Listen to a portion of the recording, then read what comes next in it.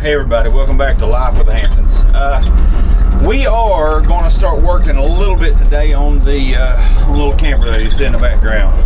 I have done nothing to it since I pulled it back, and it's still hooked to my big truck. So what I'm going to do right now, I've got my heater in here, some tools in here, and I'm running down to our toy hauler right now to try to find some more propane tanks, the small ones, for our buddy heater. And I'm going to go in there in our little truck camper, and I'm going to start seeing if I can strip everything out of there. It's rainy. We actually had about 1.5 inches of snow earlier today, and so I'm not working. And it's just the snow is about melted off now of everywhere. But so I think it might come as a shock to a couple of people, but this is a member of Toy Hauler. So we built this thing from the ground up, basically, and bathroom and utility room in there. So this thing, I do believe, is sold. I do have it pending. A guy sent me a deposit, so we're going to sell this. We haven't got a chance to use it in 2 years. So yeah, it's been that long, right? So we haven't used it in 2 years. We bought a boathouse, and so every waking moment my wife wants to be on the lake. So we go down there, right? So we stay there. Past 2 years, we have not even went on any motorcycle trips or anything like this. But this is it's kind of a bittersweet moment, because I have hundreds of hours in working on this thing. And, you know, when you put that kind of time and effort into something, you kind of hate to see it go. But at the same time, it's not doing us any good. So we go to the lake when we go for the weekend, and we just don't go on any trips with this. And so what we decided to do was just basically sell this, and what little bit of camping we may do or may get to do, I'm just going to put, you know, hopefully it's going to be a budget build, and we'll go over everything of our little camper, our little truck camper, but hopefully I want to try to stay under $3,000 total in that build. So we get that done for $3,000. That'll be a win. So anyway, let's get that, and we'll head back up here. Bittersweet moments here. Really is. I didn't think I would hate to see it go. Anyway, yeah, a little bittersweet. So a labor of love, and now you see we just kind of store stuff in here a little bit.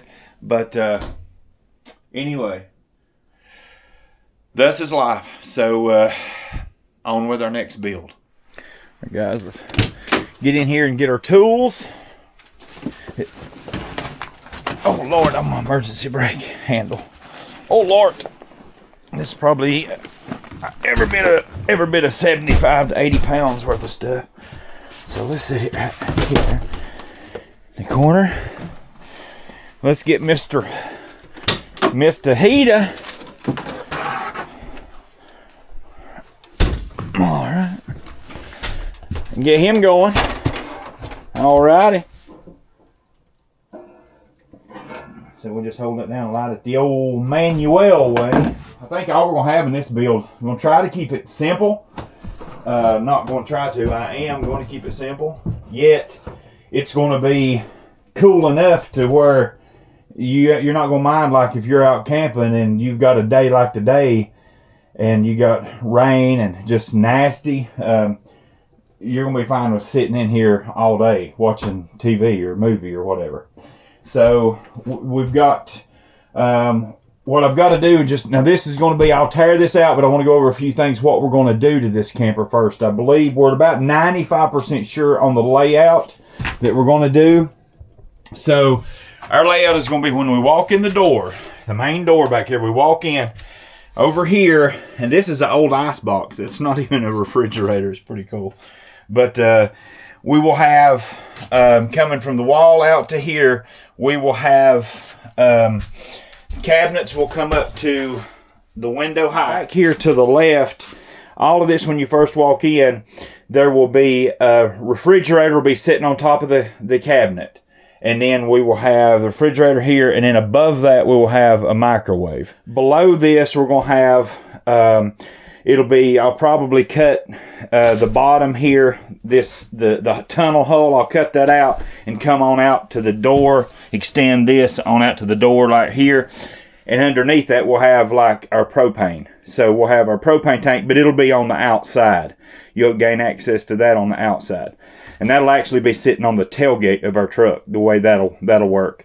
Right here, we're going to do away with this big bed. However, the bed will still stay in this formality here. It'll stay logistically, it'll still stay here, but I'm going to cut this bed in half. This is a 48-inch bed, wide, 48 wide. I'm going to cut it in half, and it'll be piano hinged to where the back of this will actually raise up, and the whole thing will slide 2 more feet in. So it'll be a seating area right here. It'll be 2 foot out from the wall, seating area, and you'll have a back. So, and the seating will continue and wrap all the way over here, and then 2 feet from this side of the wall out, it'll be another cabinet built up obviously from the wall here to the door. It'll be another cabinet built up, and it'll be storage under there, as well as we will have a blue flame heater on top, and then I'll set back in, like our counter space will come up, like, again, height of the window.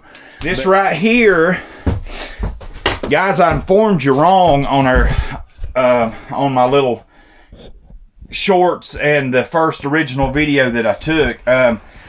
Just visually looking, I never measured it outside. I thought this was 4 foot wide from here to the front there. I thought that was 4 foot wide.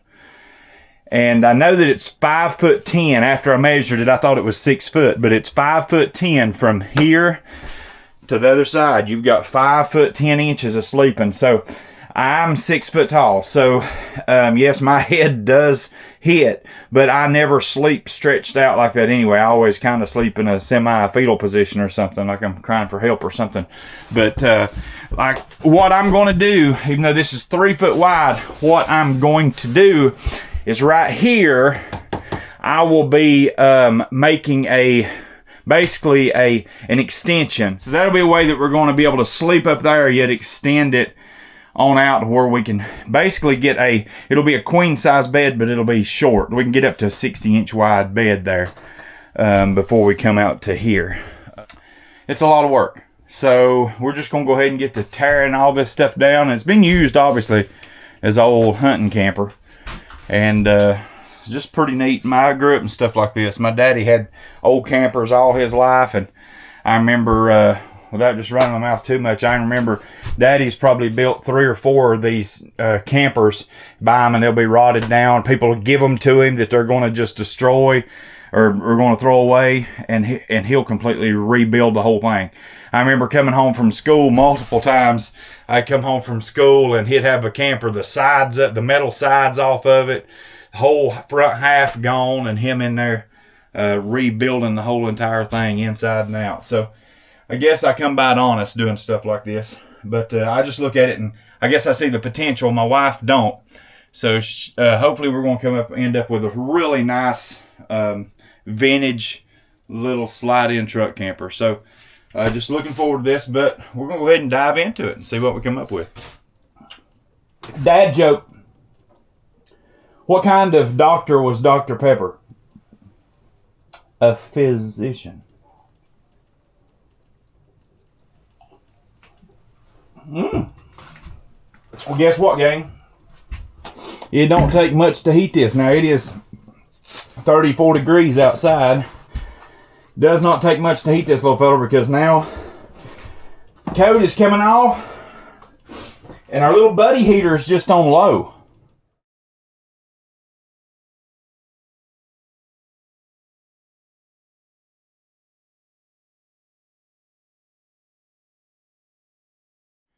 You can see I got it ripped out to here, and it's pretty good shape. I mean, to be honest, what I found so far, I know that it is soft right in there because my foot got into the bulkhead there, so I know that's soft in that corner. But all in all, it's pretty ugly. It's pretty not bad. Let me grab a slide. It just looks like the grain. That doesn't look like it's wet, so I don't think that's water at all. I think it's just the grain of the wood, some sap. But not sure if that's water. If it has, it hasn't been leaking in a long time. And that's the crazy thing.